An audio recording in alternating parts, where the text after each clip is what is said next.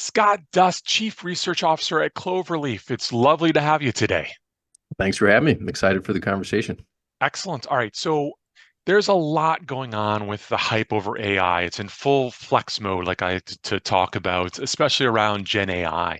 Yeah, Um, just to frame up what we're about to talk about today, the focus will be around how AI can be used in learning and development, especially around when you think about how things have changed dramatically in the last month, I have some few months to a year at this yeah, stage. Um, and there's an adjustment that we're starting to see where personalization and scalable coaching becomes the norm rather than the exception going forward.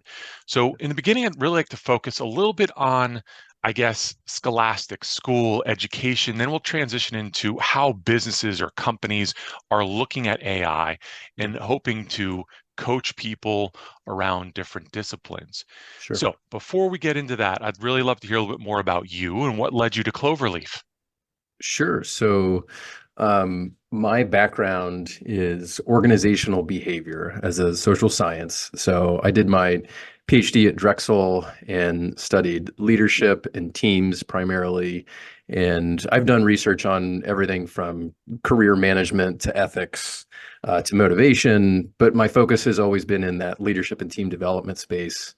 And done a lot with trying to understand what are the ideal interventions, what are the ideal processes, what are the ideal approaches, particularly how to use technology or leverage technology for ensuring that people can develop and work better together in teams. And I've been an academic for over a decade and have been doing the publish or perish research approach. I'm currently at University of Cincinnati as the Fealy Family Chair in Entrepreneurship and studying all sorts of topics about how dyads and individuals and teams can work better together to ensure creativity and innovation. And I ran across Cloverleaf about 3 or 4 years ago.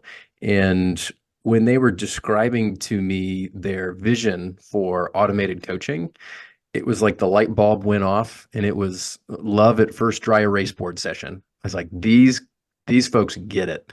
And all of the research that I had been doing about leadership and team development, I saw how it could actually work when you leveraged technology and AI.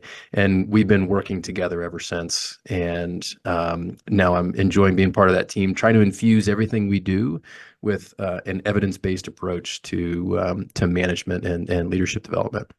Fantastic. My goodness. Can you give us a little bit of an overview about Cloverleaf? Absolutely. So it's an automated coaching platform and it helps deliver coaching insights in the flow of work through a micro intervention approach.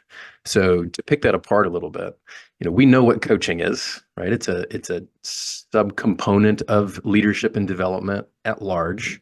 And typically it's done as a one-to-one or a one-to-team type of approach.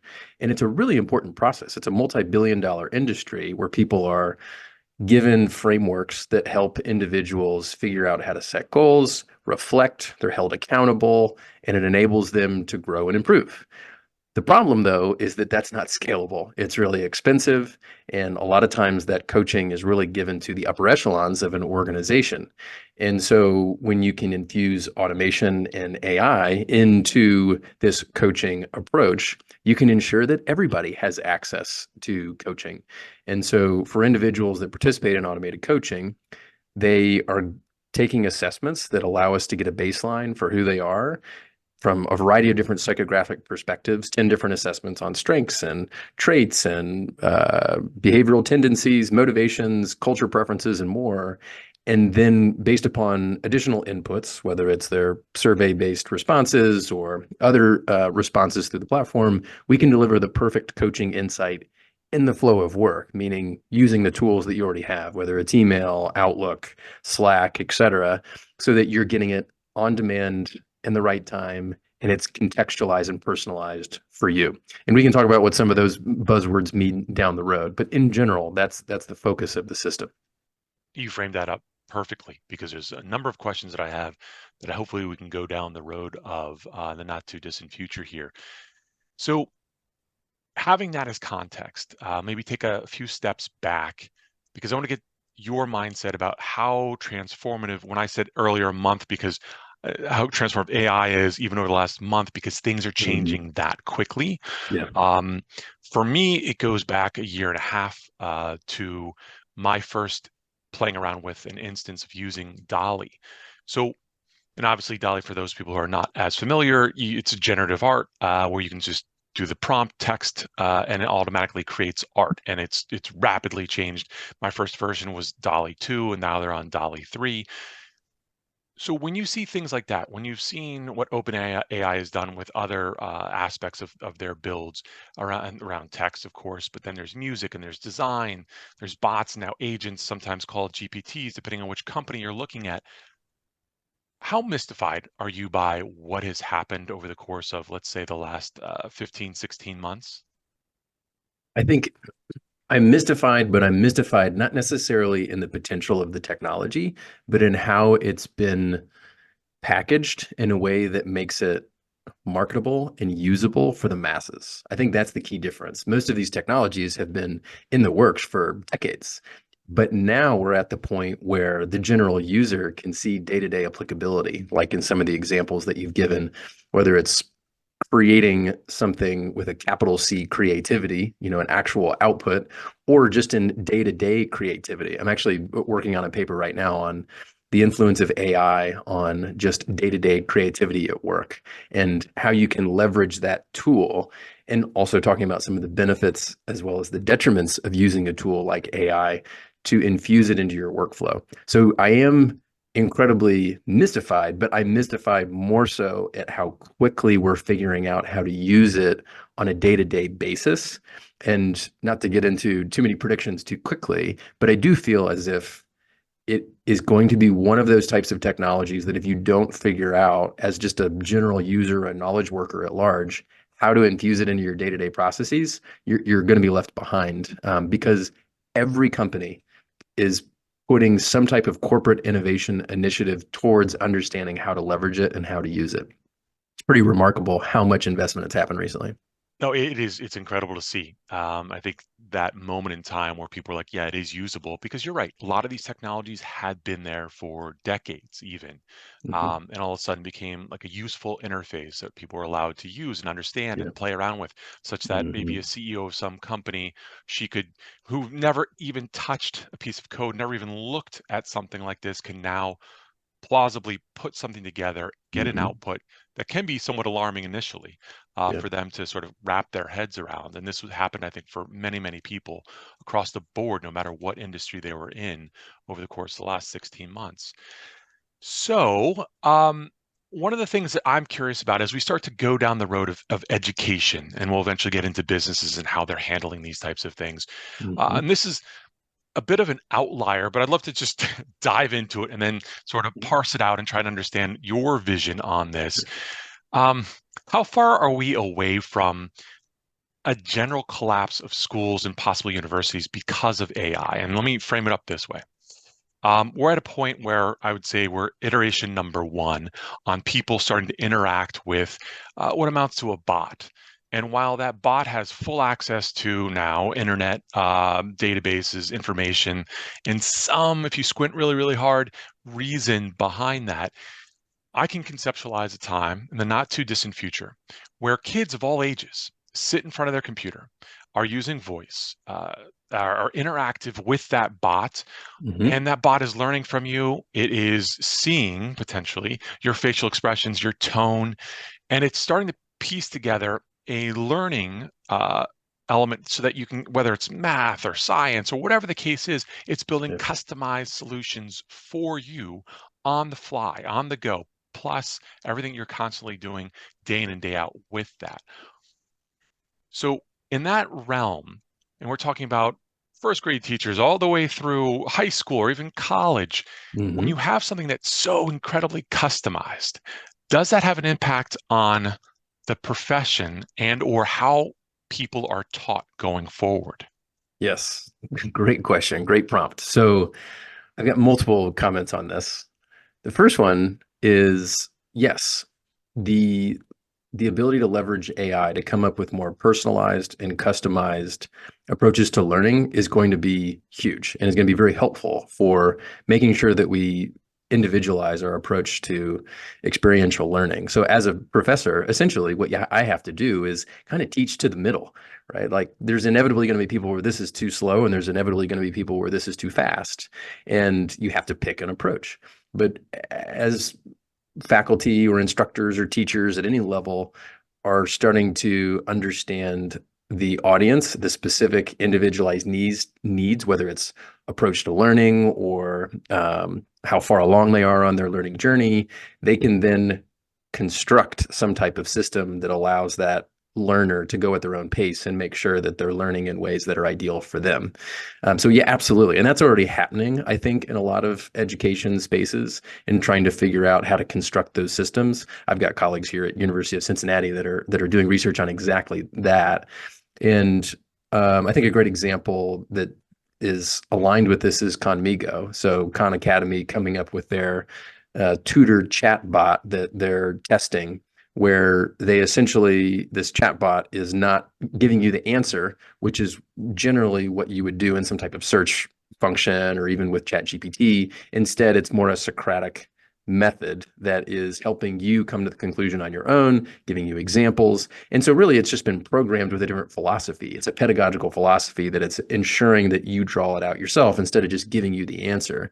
And so absolutely, I think those things are going to take off as it becomes, it's just a matter of time and investment, really. Yes, it'll be part of our institutions. But then there's also the more philosophical question of how is this going to change or potentially make obsolete academic institutions? And I don't think academic institutions are going anywhere for a few different reasons. Number one, those are not completely, but a huge part of the researchers that are paying the most attention to it and have the resources and have the intellectual property to figure out how to use it and leverage it wisely. And so institutions are more than just teaching; they're also research at large, and they're going to play a big role in that. I also think that academic institutions are far more than just the delivery of content. Students are participating in a university experience for the sake of learning and growth. And it's not just about learning content. If anything, I've learned over the years that it's way more than just being able to ace a test. It's way more about learning how to operate as an adult and as a contributing member to society, which I don't know at this point yet how much people are thinking about leveraging AI for that type of approach, which to me is probably the more important part of schooling. It's funny because your mind or my mind can drift off in so many different directions about this, and I appreciate what you just said. I can only imagine like a Harvard or Yale branded bot that is almost like a democratized version of their education, provided leveraging a lot of their institution's knowledge, the professors' information that they've already documented, with a bot that's then presented to individuals, and engage in this sort of back and forth as you described. Yeah. And I don't know. We'll see, but I feel like it's got to be closer than any of us want to imagine or Sure. admit. Absolutely. But I guess we'll see. Yeah, we'll see. And I think it is being leveraged in related industries as well. For example, mental health. Being able to create a chat bot that is, think of it as an all-knowing chat bot that has all the research, all of the evidence, all the best practices, all the best techniques. And of course, you'd have to tinker with what is the overarching philosophy of this mental health specialist. But imagine this system that is capable of taking all that in and deciding what's the best next thing to say or to deliver to that specific person to help them. There is some sense of comfort in knowing that it's not a human being who's potentially biased or has bounded rationality. And it is science. It's an algorithm. It's a system. I'm doing research right now on Cloverleaf and automated coaching specific to the workplace. And one of the questions we've been asking in this qualitative interview type approach is, in what ways or why do you trust AI-based technology and specifically automated coaching? And almost all of them talk about the difference between face-to-face versus automation. And with AI, it's all about in essence, we like the science. We like the fact that it's based upon X's and O's, ones and zeros, logic from subject matter experts and researchers, as opposed to somebody that it's impossible to vet the degree to which they really know what they're talking about. We're just trusting them because someone said that they're the best at what they do or because of their reviews. So it's really interesting to see that differentiation and why people trust a system. Yeah, that's a wild to think about. All right, last question around sort of the educational piece before we move on to companies. So what are you telling students, maybe nephews or nieces, whatever the case is, about what they need to learn, what they need to think about going forward, given this sort of foundational shift? Well, I think a few different things. Number one is learning how to use tools, not necessarily focus on learning the content. And, becoming a lifelong learner entails understanding how to find the answer on your own, not just knowing the answer. So, for example, when I teach my classes, I tell the students straight up, I really don't care if you remember all of this content 5 years from now. Research would suggest you probably won't. You only remember about a third of it. But what I do care about is that you have behavioral regulation strategies and best practices for understanding how to find the answers on your own. I think it's ridiculous, for example, to have closed note exams. All my exams are open note, open book, open internet, open anything. The questions out there are hard and challenging, and there is no perfect answer. And so what we should be doing is evaluating people on their ability to leverage all those tools out there, whether it's the internet, whether it's AI or otherwise, to figure out how to construct the best possible answer for wicked problems. And that's my recommendation, is kind of changing that mindset on what it means to be a 21st century knowledge worker. This may be unfair and you can stop me, but what might be an example of something you would ask a student where they have open book, they have now access to all these different generative AI tools that are text-based Mm-hmm. plus beyond, Mm-hmm.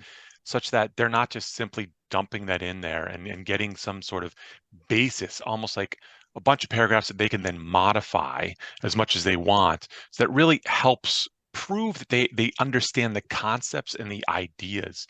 Yeah. Right? It's tough, I think.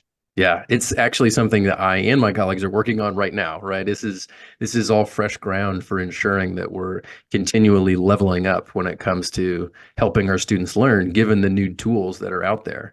I mean, right now it's pretty obvious when students are attempting to use AI within their tools, but it also comes down to like what exactly is the prompt, which you mentioned. Number one, making it more personalized. They have to give a specific example of something that has happened in their own life and then apply the concepts and then talk about what I would call a contingency-based perspective on whether it's you're supposed to go left or supposed to go right. So the more that you can ask students to use their own situation, and the more nuanced and specific and contextualized it is, the more you're actually forcing them to think through their own situation. And then also on the back end, making sure that it's not one answer, it's a contextualized contingency-based answer, which uses evidence, uses logic, and forces them to think through from what we would call a constructive controversy standpoint. What is the ideal situation is subjective. So if anything, we just want to know what all the options are and your mental weighting of why to do one thing versus the other.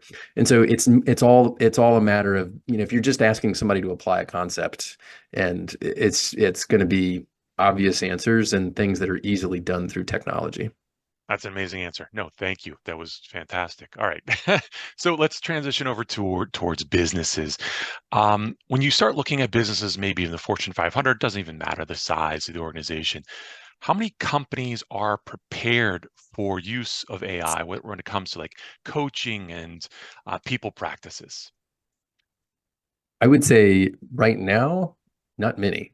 And I feel like there is still a lot of gray area on what it is and what data is being collected and is it accurate. It hasn't reached the saturation point, I would call it, where enough decision makers within the majority of organizations understand it well enough where they feel confident rolling out generative AI tools throughout their entire organizations. Some do, of course, and some have been for a long time already, but I would say the masses aren't quite there yet. But I think there'll be a tipping point probably pretty soon, in the next 2, 3, 4, 5 years is my guess. When it comes to the development of the tools, I mean, there's been a huge influx. I mean, my focal industry in HR tech, for example, literally every single player in that field is trying to figure out how to leverage AI to make it more helpful, to make their product or service more helpful and more customized and more advanced beyond what it is currently. And so I would say those companies offering those tools, yes, they're ramping up pretty quickly and they're already there. And it's going to be a matter of who can construct a system that adds the most value. I do see a lot of things out there that it's almost like it wasn't design thinking wasn't necessarily applied. It was just, hey, we got to figure out how to use this tool, get it in there somewhere somehow. But if you let a user look at it, they'll be like, I don't really care so much about this. So I think the goal really is to think about the user first and what do they want and how do they get value, and then work backwards and think about your resources, not the other way around. No, I totally agree with you. A big fan of design thinking myself. So since you mentioned HR, I have to bring this up because it's something I've seen, I don't know, maybe a few years ago at this stage, but is now debatable whether or not companies are using it more or less. And that is around the practice of leveraging AI and facial expression in initial interviews. Mm. I mean, I've seen tools out there that will look at how someone's answering a question and maybe they're fibbing about something because they've raised their Hmm. eyebrow or, had a different facial expression at that Yeah. moment in time. What are your Hmm. thoughts on companies that are leveraging that sort of technology for interviews? Yeah. That's a fun one. So let me put it this way.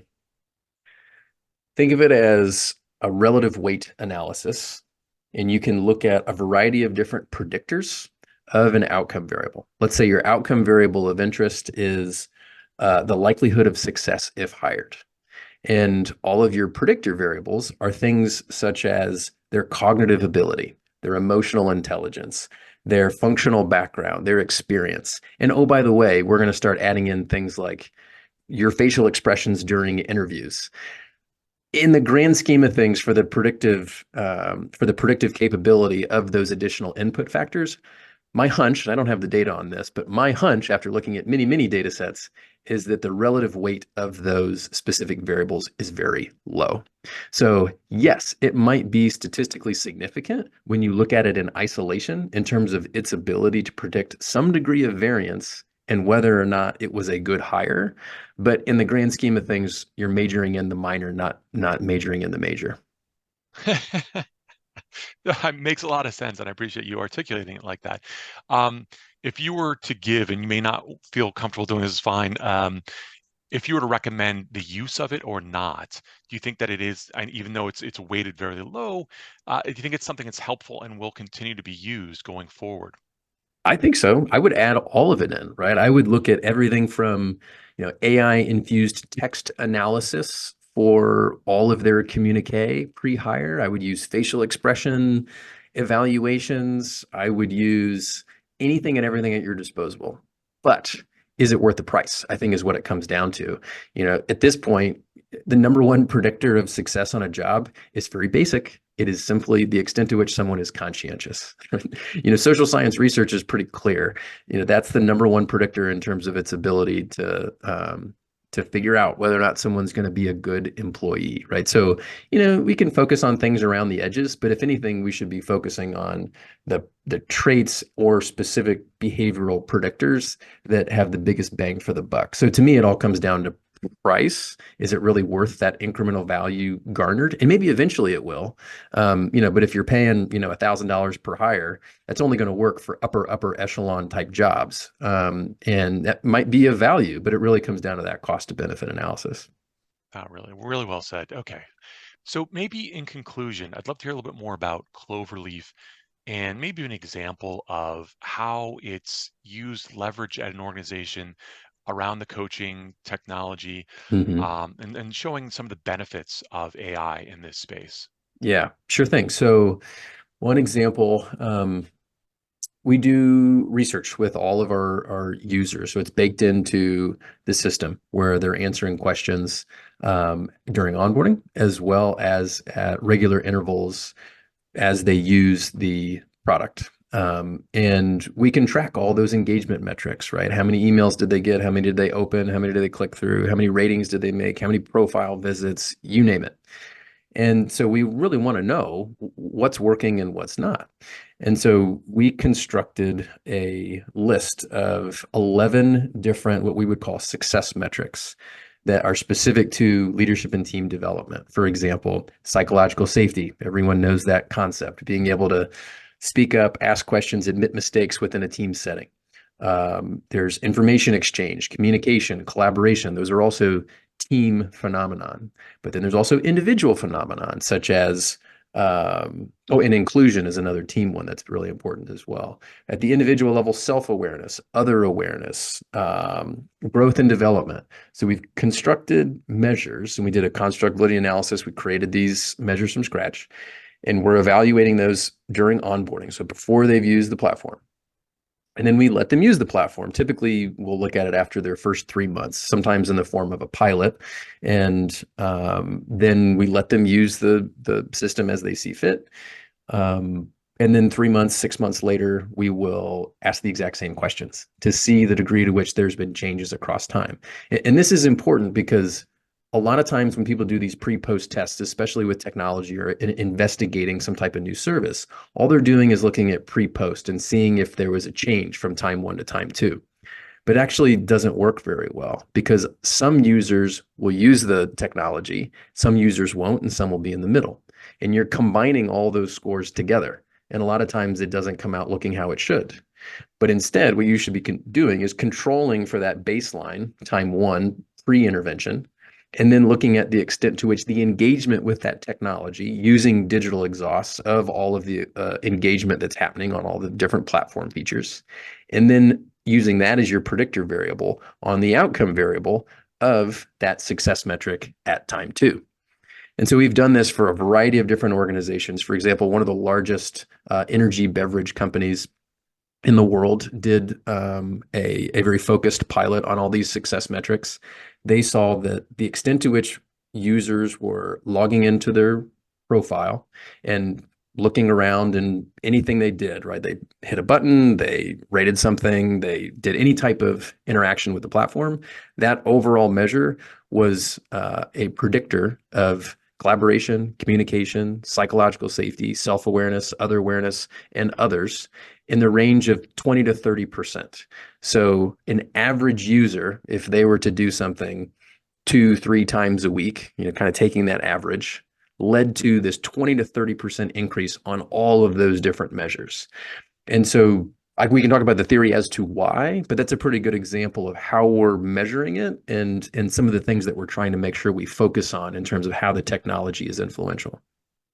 That's an amazing overview, and I really do appreciate it. I love the scientific method there. So, Dr. Dust, I really appreciate the time today, and I loved hearing about your thoughts and concepts in this space, and of course, all about Cloverleaf. So thank you so much. Thank you. Appreciate your time.